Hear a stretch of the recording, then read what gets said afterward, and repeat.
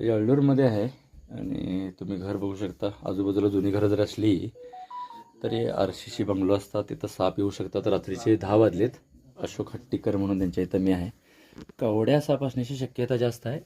त्यांना अचानक दिसला हे सांगण्याचं कारण म्हणजे तुम्हाला असे साप दिसू शकतात आणि माझा अंदाज बरोबर आहे. कवड्या जातीचा हा साप आहे. अभ्यास असा असतो आहे आणि आपल्या माहितीसाठी फार महत्त्वाचं असतं आहे.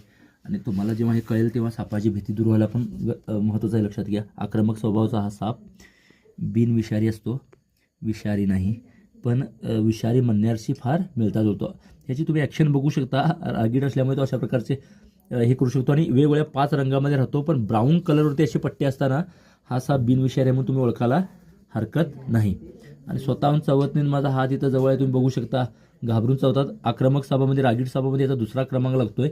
आणि हे पिल्लू नाही, लक्षात घ्या. रात्री फिरणारं बाथरूम, किचन, टॉयलेटमध्ये हा साप दिसतोय. पाली खाण्यासाठी हा मोठ्या प्रमाणात येतोय. आणि फरशीवरती सुद्धा साप येऊ शकतात. सर्वात जास्त ग्रीप पकडणारा हा साप आहे. आणि आता ह्याला मी पकडलं, लक्षात आहे. पटकन तुम्ही बघू शकता. इथं त्यानं संडास पण केला, म्हणजे ते आपल्याला घाबरतात. साप किती विषारी, धोकादायक असू देत, रागीट असू देत, स्वतःहून ते चावायला येत नाहीत. आत्मसुरक्षेसाठी त्याला धोका पडतो तेव्हा ते चावण्यासाठी असा प्रयत्न करू शकतात. बिनविषारी मात्र आक्रमक असलेला हा कवड्या जातीचा बिनविषारी साप आहे.